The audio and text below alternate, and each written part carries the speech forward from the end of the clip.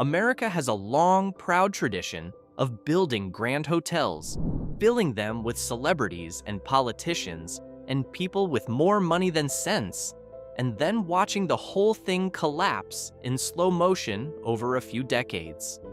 Some of these places were genuinely legendary: packed houses, famous guests, headlines in the papers, and then, quietly or not so quietly, they went dark. These are the 12 failed famous hotels in America you've never heard of.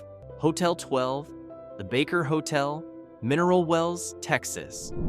In 1929, the citizens of Mineral Wells, Texas, a town of about 6,000 people, decided they needed a 14-story hotel with 450 rooms, 2 ballrooms, a bowling alley, an in-house beauty salon, and a swimming pool fed by local mineral water.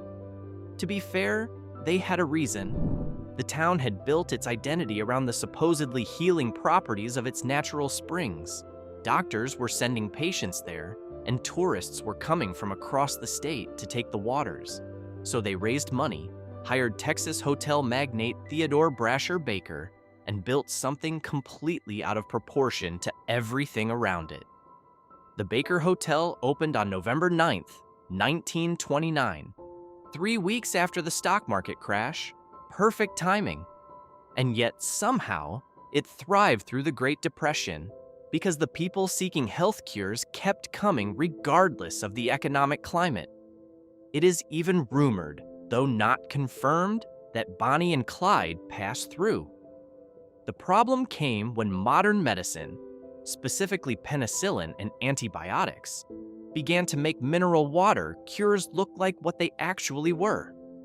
The doctors who had been sending patients to mineral wells to drink from the springs shifted their confidence to actual pharmaceuticals, and the tourist rationale for the Baker's existence quietly evaporated.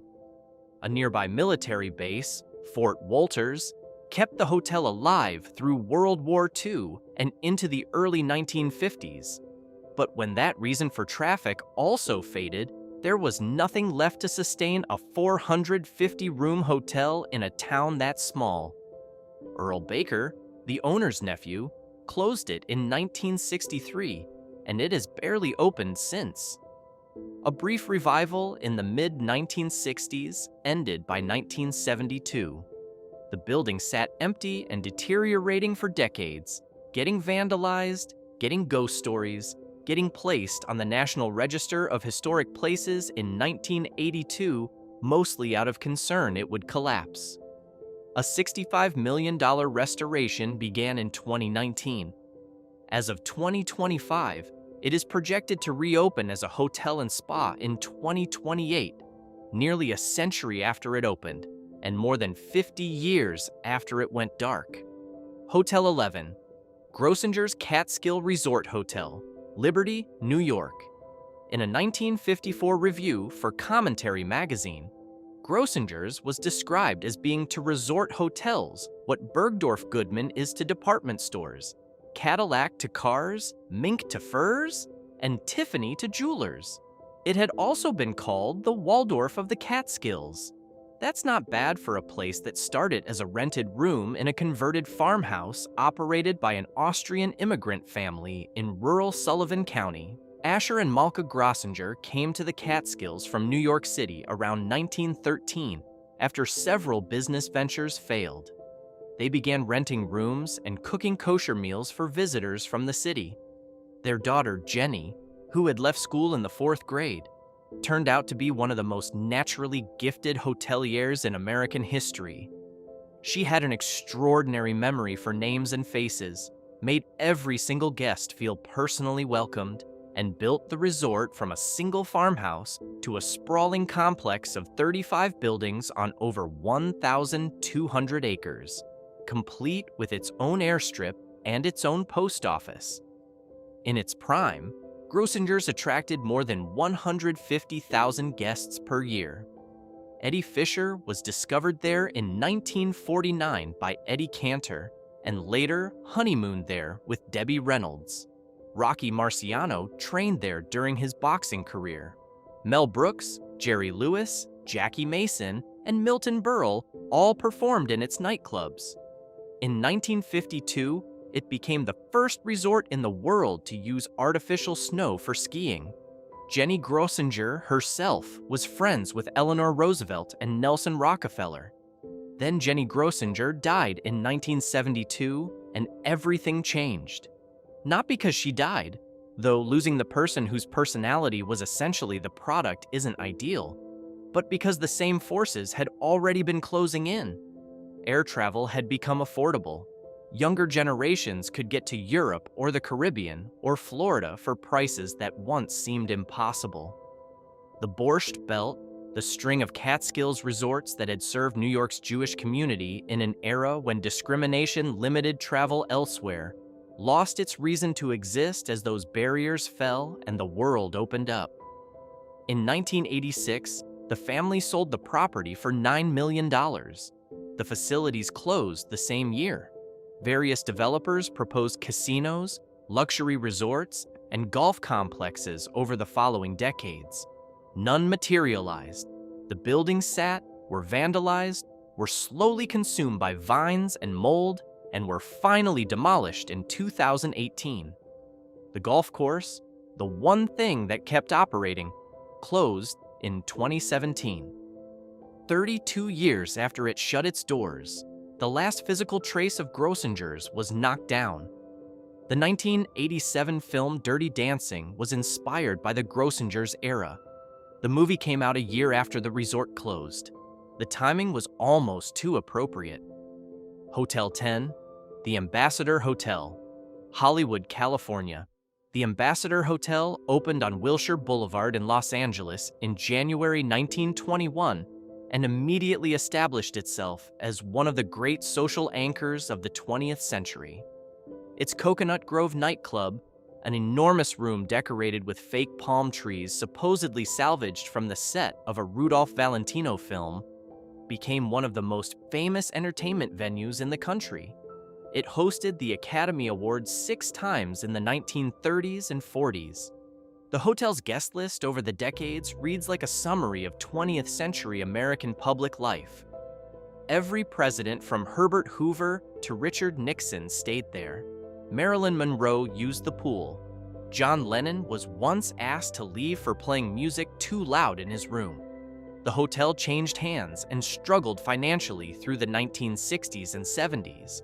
But its most significant moment, the one that permanently darkened its history, came on June 5, 1968, when Senator Robert F. Kennedy was shot in its kitchen passageway after speaking in the embassy ballroom on the night he won the California Democratic primary. Kennedy died the following morning. The Ambassador closed in 1989 and spent the next 2 decades in a protracted legal battle over its future, with the Los Angeles Unified School District eventually acquiring the property in 2001 over preservation objections. The Coconut Grove was demolished. The main hotel building was incorporated into a new high school campus, Robert F. Kennedy Community Schools, named deliberately for the senator who died there, which opened in 2010. It was the most expensive public school ever built in the United States at the time, costing approximately $578 million. The physical hotel is gone. What remains is mostly the name, and the knowledge that the last thing the Ambassador Hotel will ever be remembered for is what happened in its kitchen on a June night in 1968. Hotel 9, the Coco Palms Resort, Wailua, Kauai, Hawaii. When Coco Palms opened in 1953, there were no direct flights to Kauai. The island was still a remote destination by any practical measure. The resort opened with 24 rooms in what was essentially a converted coconut grove on the eastern shore of the island, at the mouth of the Wailua River, a site with profound significance in native Hawaiian history as the ancestral home of Kauai's royal ali'i. The land had been used as a coconut plantation. More than 2,000 coconut palms had been planted there. Whatever else the Coco Palms was, it had the most dramatic natural setting of any hotel in Hawaii. Over the following decades, it became something genuinely unlike most hotels. Its manager, Grace Busher, built the Coco Palms around authentic Hawaiian traditions. The torch lighting ceremony she originated there, with a runner lighting torches across the coconut grove at dusk while a conch shell was blown and drums beat, became a tradition that spread to hotels across the islands. Rita Hayworth filmed there. The resort even maintained its own small zoo. And then, in 1961, Elvis Presley filmed portions of Blue Hawaii at Coco Palms, staying in a bungalow that was later named the Elvis Cottage. And the hotel became internationally famous to a degree its size could barely contain. By the 1970s, the resort had grown to over 400 rooms. A stay at peak rates was running $400 per night, roughly $2,500 in today's dollars. But the economic crises of the 1970s and 80s hit Hawaiian hotels hard, and the Coco Palms was no exception. It was already in a period of managed decline when Hurricane Iniki struck Kauai on September 11, 1992, a Category 4 storm with winds of 145 miles per hour, the most powerful hurricane ever to hit Hawaii. The Coco Palms, which was at the time the oldest operating hotel on the island, was devastated. Grace Busher had guided the property through floods, tidal waves, and previous hurricanes over 40 years. Iniki was different. The hotel never reopened. For over 3 decades, more than 30 years, Coco Palms sat in varying degrees of ruin. It caught fire twice. Developers announced plans to restore it approximately every few years, none of which materialized. The land beneath the hotel carries ancient Hawaiian burial sites that complicated every attempt at reconstruction. Native Hawaiian community groups fought extensively against proposed developments that they argued would further disturb sacred ground. The original structures were demolished by the end of 2024, and a new Kimpton resort is currently under construction on the site, projected to open in 2026.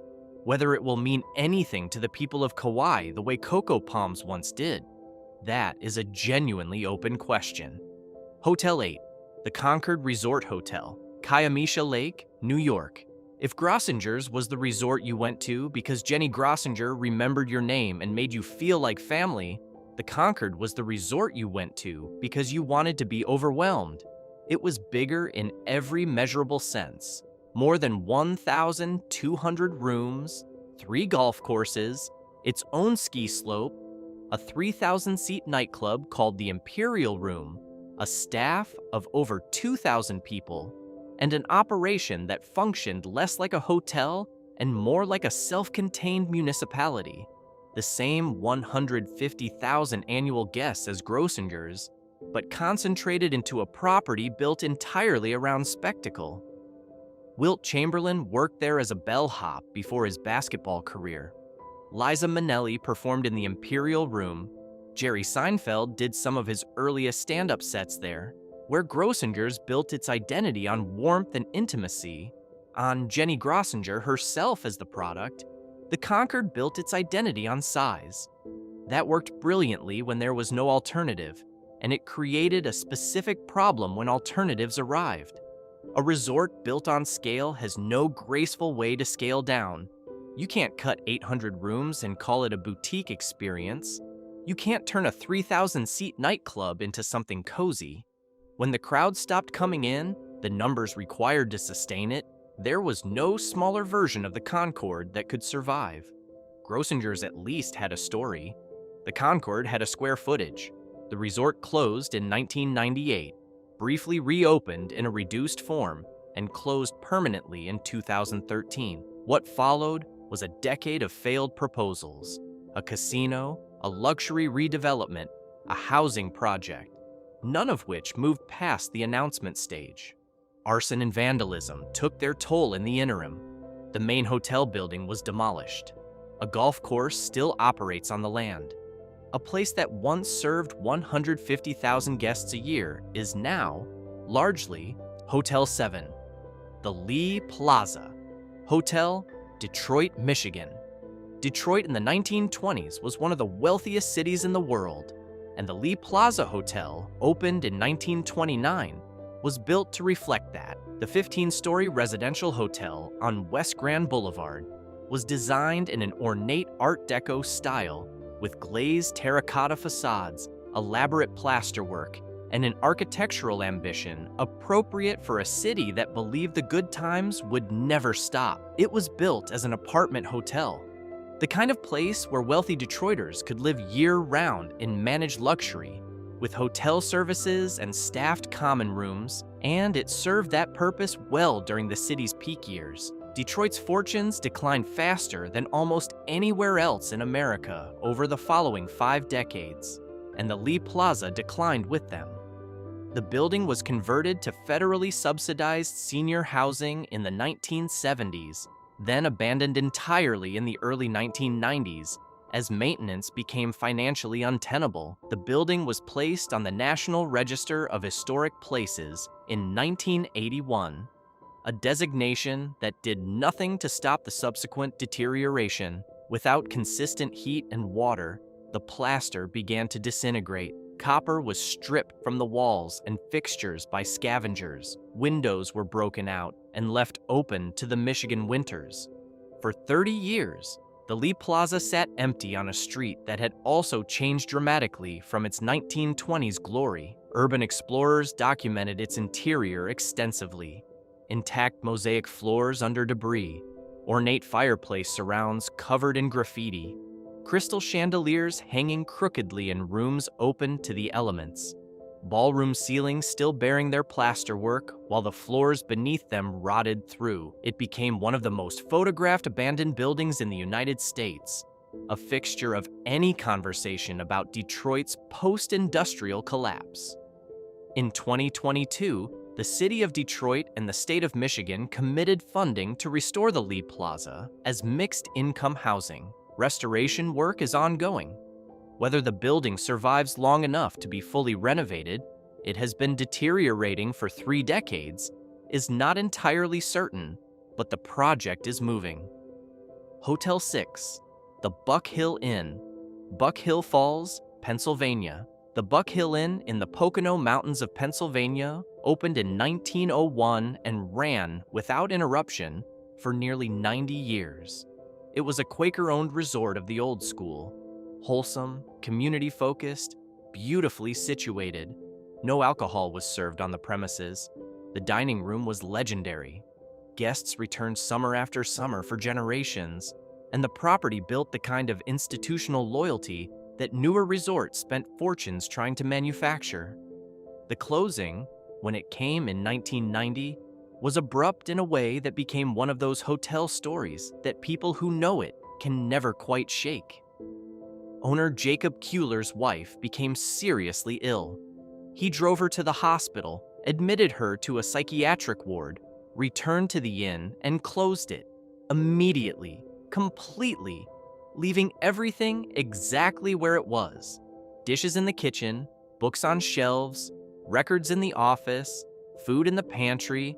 The entire property was simply locked and left as though the guests had just stepped out. For the next few decades, the building sat. Renovation attempts were announced and abandoned. The fog that frequently enveloped Buck Hill Falls gave the ruins a quality that photographers made use of extensively. The combination of its intact mid-century interior and its sudden, unexplained closure made Buck Hill Inn one of the stranger entries in the American hotel graveyard. Various investment groups made proposals for the property through the 2000s and 2010s. None successfully completed a restoration. The building continues to deteriorate in the Pocono Mountains. Hotel 6, the Buck Hill Inn, Buck Hill Falls, Pennsylvania. The Buck Hill Inn in the Pocono Mountains of Pennsylvania opened in 1901 and ran, without interruption, for nearly 90 years. It was a Quaker-owned resort of the old school, wholesome, community-focused, beautifully situated. No alcohol was served on the premises. The dining room was legendary. Guests returned summer after summer for generations, and the property built the kind of institutional loyalty that newer resorts spent fortunes trying to manufacture. The closing, when it came in 1990, was abrupt in a way that became one of those hotel stories that people who know it can never quite shake. Owner Jacob Kuehler's wife became seriously ill. He drove her to the hospital, admitted her to a psychiatric ward, returned to the inn, and closed it. Immediately, completely, leaving everything exactly where it was. The entire property was simply locked and left as though the guests had just stepped out. For the next few decades, the building sat. Renovation attempts were announced and abandoned. The fog that frequently enveloped Buck Hill Falls gave the ruins a quality that photographers made use of extensively. The combination of its intact mid-century interior and its sudden, unexplained closure made Buck Hill Inn one of the stranger entries in the American hotel graveyard. Various investment groups made proposals for the property through the 2000s and 2010s. None successfully completed a restoration. The building continues to deteriorate in the Pocono Mountains. Hotel 5, Hotel Theresa, Harlem, New York. Hotel Theresa opened in 1913 in Harlem, New York, at 125th Street and 7th Avenue. And for its first 2 decades, it did not admit black guests. In an era of pervasive segregation and open discrimination, the Theresa operated as a whites-only establishment in the middle of one of the most significant black neighborhoods in the country. That changed in 1940 when new management integrated the property, and what followed was one of the most remarkable transformations in American hotel history. Within a decade, the Theresa had become known as the Waldorf of Harlem. Joe Louis stayed there. Lena Horne, Josephine Baker, Count Basie, Billie Holiday, every major black American entertainer and athlete of the mid-20th century passed through the Theresa. Muhammad Ali held his training camp there. The hotel's ballroom was a gathering place for Harlem's social and political life for 20 years. At a time when black Americans performing in downtown Manhattan venues couldn't stay at the hotels where their white counterparts stayed, the Theresa represented something that mattered well beyond its room count or its architecture. Its most internationally significant moment came in September 1960, when Cuban leader Fidel Castro checked in with a 90-person delegation after walking out of the Hotel Shelbourne on Lexington Avenue in a dispute over the hotel's demand for a large cash deposit. The United Nations General Assembly was in session, and the world came to Harlem to see Castro.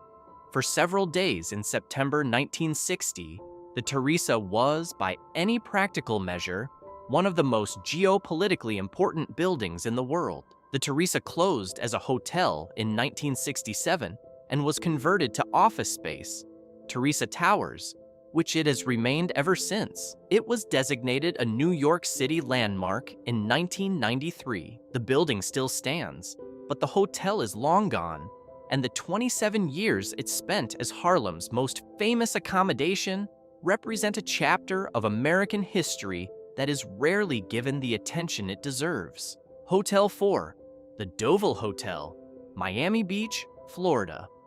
The Deauville Hotel opened on Collins Avenue in Miami Beach in 1957, a gleaming, modern 14-story Rat Pack-era resort that quickly became one of the most recognizable hotels on the beach. It had an enormous pool, a nightclub that drew major performers, celebrity guests who expected to be seen, and the particular style of aggressive mid-century glamour that Miami Beach did better than anywhere else in the country. The Rat Pack themselves, Frank Sinatra, Dean Martin, Sammy Davis Jr., performed and stayed there. Jackie Gleason filmed television segments on the property.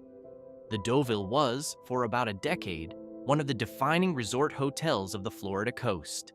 Its moment of permanent historical fame came on February 16, 1964, when the Beatles made their second American television appearance on The Ed Sullivan Show. Broadcast live from the Napoleon Ballroom of the Deauville Hotel in front of 2,500 screaming fans. The performance reached an estimated 70 million viewers. Ringo Starr had tonsillitis that day and performed through it. The four of them had also spent time at the hotel's pool in the preceding days, including a widely photographed session with boxer Cassius Clay, who would fight Sonny Liston for the heavyweight title that same week. The hotel traded hands multiple times over the following decades, fell into disrepair through the 1990s and 2000s, and was hit by Hurricane Irma in 2017, hard enough that its remaining guests were evacuated and it never reopened. Miami Beach ordered the structure demolished in 2022 after it was declared unsafe. The demolition of the building where the Beatles played live television in 1964 attracted considerable protests from preservationists. The site has been cleared. Whatever goes up in its place will be, architecturally and historically speaking, a significant downgrade. Hotel 3, the Riviera Hotel and Casino, Las Vegas, Nevada. The Riviera opened on April 20th, 1955, as the first high-rise hotel on the Las Vegas Strip. 9 stories, 291 rooms, built with mob money, and opened with Liberace cutting the ribbon and performing in the showroom for $50,000 a week. A number so outrageous at the time that people genuinely thought it would bankrupt the place. It didn't. The Riviera went bankrupt 3 months later for unrelated reasons, which is honestly a foreshadowing worth noting. The hotel was bailed out, reorganized, expanded. A 12-story tower in 1966, a 17-story tower in 1975, a 24-story tower in 1988, until it had grown from 291 rooms to over 2,000. Dean Martin held a part ownership during an exclusive residency. The Rat Pack connection was real, though Nevada history professor Hal Rothman noted later that the Riviera never quite had the Sands' level of cachet. There was never a moment when it was a signature property. It was a good, solid hotel, but it was never the leader of the pack. What it did have was a filming career.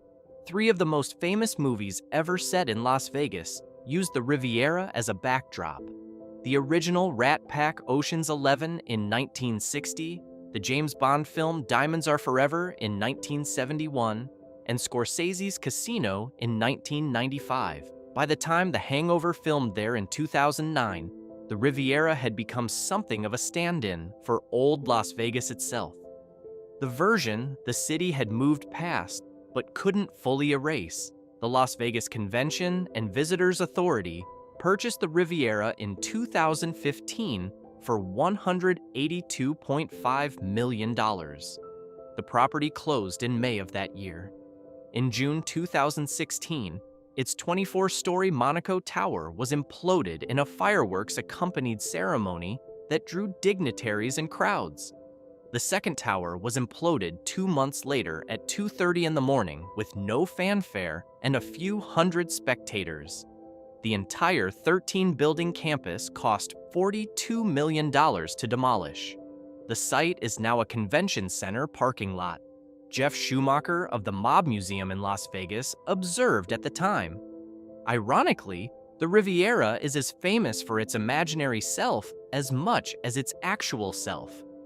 That's one way for a hotel to be remembered. Hotel 2, the Hollywood Plaza.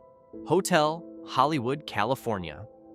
The Hollywood Plaza Hotel opened on October 15, 1925, on Vine Street just south of the famous Hollywood and Vine intersection, on land that its owner, Jacob Stern, had first leased to Cecil B. DeMille 12 years earlier for $75 a month, so DeMille could shoot movies in a horse barn.